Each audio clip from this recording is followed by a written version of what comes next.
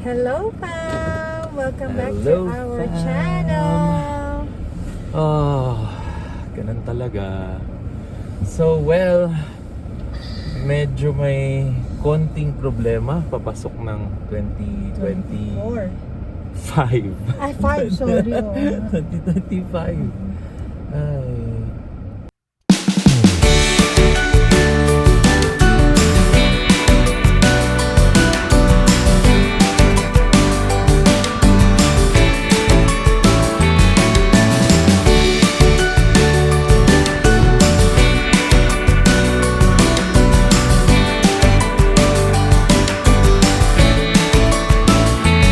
Challenges naman tayo sa isa't isa. Pero yeah, meron kami agad papasok na in a sense problema. Hindi mo problema, pero dagdag siya sa pasanin natin. Additional. Sa ating mga expenses dito sa Canada. So currently, nakatira kami sa isang townhouse. This is Skyview, northeast of Calgary. And Christmas tree. So, before that, a little background muna tayo. Last October, nagkaroon ng hailstorm dito sa Calgary, which is naapektuhan is northeast area, northwest, northeast ng Calgary. So, dahil doon, madaming na-damage na bahay, sasakyan, and Makikita some nga properties. nila yun. Yeah, makikita nga nila yun online. Grabe yung ibang damage talaga ng mga hail. Oo. Hindi namin alam. Yeah, kung alam lang namin pala. Nag-hail pala dito sa northeast. Ay, grabe. So, Grabe yun. Tapos, ang time na yun, nasa labas kami. parang nilabas basta- natin yung kids Yeah, for nilabas swimming namin yung mga kids. sa south. So there's an alert bigla na parang meron ngang Emergency. Oh, kakaroon daw ng hail. hailstorm. So umuwi agad kami sa bahay, nagmadali kaming bumalik. At saka nagmadali talaga tayo kasi nandun si Mama. So galing Naiwan si Mama nun. sa Pilipinas si Mama, nagbakasyon dito, sakto. So nagpaiwan siya that Kasi day. pagod pa siya Kasi that pagod pa siya. time. So, ayun, nung nagka-alert, hala, si Mama, kailangan natin balikan sa bahay. So, pinilit talaga namin, which is a good thing kasi hindi naman kami talaga naabutan ng hail yung kotse. So, hindi siya na-damage. Pero, kailangan namin balikan kasi baka manervyos si Mama. Oo. So, baka, syempre matanda, delikado para sa kanya. Yeah. So, Saktong-sakto talaga pagdating naming bahay, doon bumuhos. Pagkasarado ng garahe, halos pagkasarado ng garahe, doon bumuhos yung hail na malalaking ano tawag doon? hail. Hail. Hail. Yeah. Hail ice. Ang lakas. So Parang it lasts din mga 15 Mga 15 minutes, no? Grabe. So, after nung pangyayari, tiningnan namin yung townhouse namin.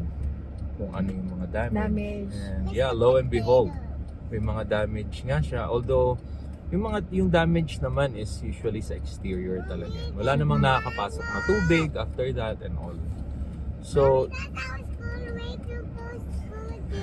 Yes. So, syempre, after nun, naturally yung We report- condo corporation, Yeah, we report mag-a-apply to talaga them. yan sila ng insurance. Kasi syempre, gusto mo naman ayusin yung Property exterior ng mga property, yung townhouse. So, may condo management, siya yung magpa-facilitate niya ng insurance claim. So they asked na mag-submit ng parang damage ng nakikita nyo sa property nyo. Yeah. So si Lawrence lumabas ng bahay, chinek kung ano yung mga na-damage. Buti na lang hindi ganun din grabe. So yung mga walls ng exterior walls, pinicture ni Lawrence, sinan sa management, ayun. And then they need to investigate then. Tapos ano tawag doon? Cost? Yeah, so may Cost, ano sila? may cost evaluation. Evaluation. So nag-decide ang condo corporation na yung part nung claim nung sa insurance ay mga Shoulder. owners or Isa shoulder ng mga Mga owner. owners. So although okay naman, pero syempre dagdag siya sa gastusin. Kasi And, hindi sapat, no? Yeah, and hindi ko ina-expect na merong additional gastos agad. So, kakalipat lang namin dito, October nangyari, around October or October. September. So, meron na agad. So, ang condo fee namin currently is around 402 ba, ganyan. So, let's say Around 400 na lang. After nilang i-assess yung damage, yung report na ng condo is based dun sa insurance claim, kailangan naming magbayad ng extra $300 for ng 1 condo year. for 1 year. So every month may extra na $300. So basically ang magiging condo fee na namin ng 2025 ay mabigat-bigat at tumataginting na $700. So yung iba parang kalahati na ng mortgage nila yan or a good part of their mortgage.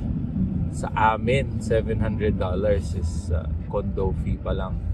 So ano siya, Yun, malaki difference malaking effect siya malaki talagang effect siya sa budget namin. So, well, nakakalungkot pero We cannot do wala naman anything tayong about it. magagawa. Yeah. Yeah. So, Ang difference nga kasi pag condo, ano tawag dito, pag townhouse and detached yung bahay mo, there's a difference talaga din. Kasi yeah. may Kasi ang condo ibang fee talaga. may condo fee talaga eh. So condo fee, yun yung parang inaano nila na maintenance basically ng Yun yung tawag dito. basically Although yung aming maintenance ng townhouse.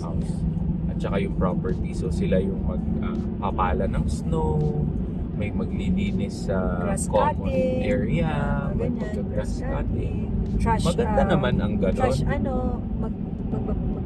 magtatapon ng mga trash management. Yeah, trash management. Correct. Magme-maintain ng community nyo. So hindi naman natin inaasahan na may hail pala dito sa Northeast. Actually, yung ibang kaibigan din namin, yun din yung sabi, sa Northeast kayo, maganda naman yung community dyan. Pero every 3 years ata or 4 years, nagkaka-hail talaga. So imagine, after 3 years or 4 years na naman, magkakaroon na naman ng hail, mag-insurance claim na naman, may dagdag na naman sa condo fee ulit.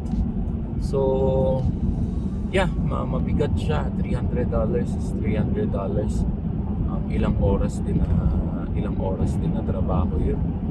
So, magiging 700 ang total. So, yun nagre-reflect kami ni Donna na although napamura ka sa townhouse na relatively mas mura compared sa single detached talaga or lane home. Sa lane home naman or single detached, at least lahat ng mortgage mo, lahat ng bayad mo pala rather is mapupunta dun sa mortgage. Yung sa amin, magbabayad ka na ng mortgage, magbabayad ka pa ng condo fee kasi townhouse siya. Same din yan pag naka-apartment kayo or naka-condo kayo, yung building, may ganun din.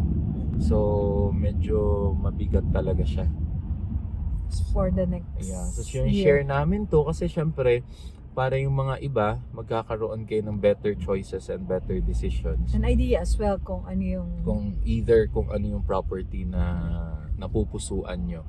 So, syempre may mga advantage talaga yung pag-condo or townhouse kasi medyo mura talaga ang ang pagpasok nyo sa kumbaga mura ang cost niya. So, makakapasok kayo.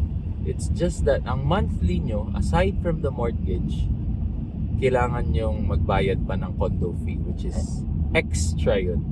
Extra siya sa pasanin in a sense. Pag pag magbabayad kayo monthly. Aside apart from yung mortgage, yung utilities, is monthly talaga nagbabayad ng condo fee. So i-consider nyo rin yun. And ang location namin is yun nga, unfortunately nag-hail pala. So nangyayari siya talaga, parang given na siya. expect mo na talaga na expect mo mangyayari na siya. So I-add mo siya sa hirap. cost mo. Then in the next few years. Ayun. Pero Sure lang. maganda yung community ng Northeast, tahimik.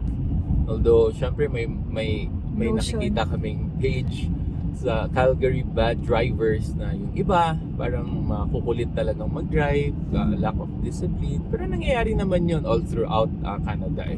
May mga ganun naman din talagang taong hindi defensive but aggressive drivers. So hindi naman siya parang Northeast focus lang kung hindi sa total. We're sharing this kasi para magkaroon kayo ng idea whether it's single detached, kung ano yung kukunin nyo, may considerations ninyo kasi syempre pag single detached mas malaki ang tax naman kasi nga ang laki ng property nyo. So plus and minus lang, may mga pros, may mga cons. So ayun lang, kailangan natin mas magsipag pang magtrabaho next year kasi may extra $300 automatic yung condo fee namin. So tumataginting nga, sabi ko nga kanina, tumataginting na $700. Condo fee pa lang yun. Hindi pa kami nakapagbayad ng mortgage, no? Hindi pa nakakapagbayad ng utilities, hindi pa nakakapagbayad ng grocery, hindi pa nakakapagbayad ng insurance. So pag-receive ng email, parang, oh no. Sabi ko talaga kay Donna, oh wow, grabe tong grabe ang cost of owning talaga a property. Pero again,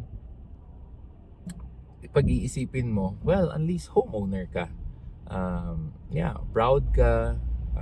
Financially naman, kaya naman yung original. Pero syempre yung dagdag na 300, parang bigla kang,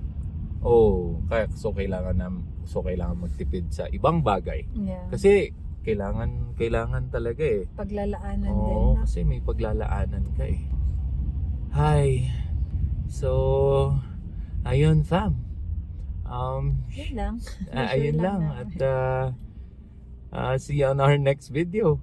Malungkot pero that's our life here in Canada. In Calgary, Canada. So, laban lang at tuloy-tuloy lang to.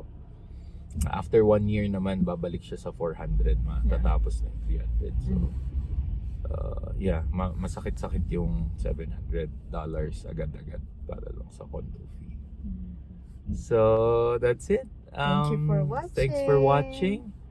Although malungkot kami, pero as in kakalabas lang talaga din yung email. Medyo hindi pa ako nakaka-recover talaga. So, kakalungkot pero that's how life is and life needs to move on and we need to be happy. So thanks sa panonood. If you like this content, please like, share, add your comments pala kung ano ang tingin nyo based dun sa mga observation namin sa pros and cons of owning a condo, a townhouse, and also kung naka-single detached kayo. Everyone wants a single detached, promise. Gustong-gusto ko din. Kaya lang ang mahal niya. So, please add your comments below kung ano ang tingin nyo. Ano ang napupusuan nyo pala kung aggressively looking for property na kayo at pabili na kayo dito sa Calgary. So, let us know kung ano ang napupusuan nyo and kung ano yung mga considerations. And that's it. So see you on our next video. I hope may natutunan kayo at naka-share kami ng knowledge sa inyo and information. So see you and hang loose. Bye.